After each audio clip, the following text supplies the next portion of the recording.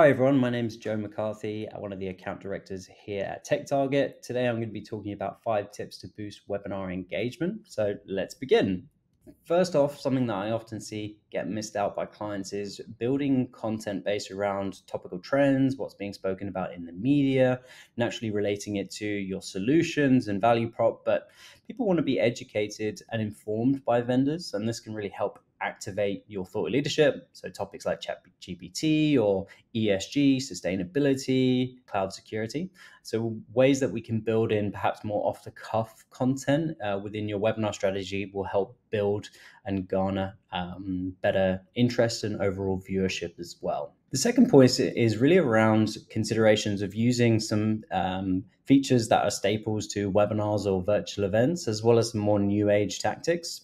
New age tactics we saw quite prominent, like virtual scavenger hunts, online cocktail sessions, as well as some more normal features like polls, Q&A, also attachments, the ability just to connect with your speakers through LinkedIn or have requests for demos. These kind of feature sets often get missed out, and certainly ones that can help build better connections between presenters and audiences and your marketing teams as well.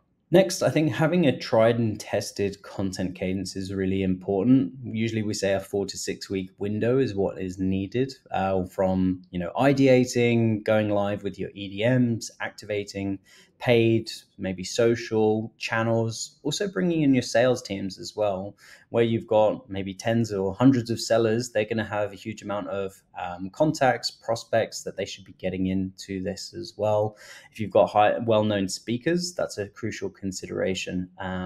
Naturally, within the live day, you've got the features that I went through on the second recommendation. Post-event is an interesting one that we should be looking at: on-demand strategies, nurture and reminders, as well as repackaging that content into different formats, which leads on to the next point around how we can create maybe more omni-channel or multi-content campaigns as well. For instance, where you've got this webinar, we can be converting this into a 2-page PDF report, a blog, maybe an ebook as an example, and we can then promote that across different channels as well. Bring in the sales teams, they can use that to nurture and feed that out to their prospects, and maybe a more bite-sized content as well, and get that across each of their social platforms as well as marketing channels. A key kind of point here is when we talk about engagement metrics, often there's a lot of vanity numbers. People want a certain volume of attendees or viewers to their content, which is great. Naturally, you want to get eyeballs on that, but you have to reverse engineer it a little bit to understand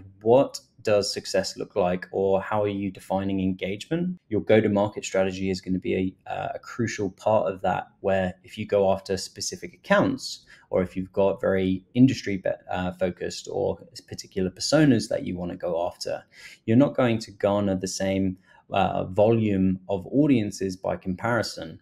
So we need to look at what does the right type of quality look like for you, and how can engagement be factored into that. From there, I always say bring in sales from a personalization perspective, activating social channels, and making sure that you're getting the most out of that partnership between marketing and sales. And just to summarize everything, the 5 key takeaways: leverage market trends and insights, current affairs, using the fundamentals. Don't forget to make sure that you're making the most of those attachments, polls, having an effective cadence that's tried and trusted, and sticking to that religiously as well. Building that multi-content campaign from one asset or one particular webinar can really help activate different channels and define engagement ahead of time to make sure that you're on top of setting those metrics and results internally with different stakeholders as well. That's everything from me today. If you have any other questions or want to connect on LinkedIn, feel free to get in touch with me and hopefully catch you at the next 5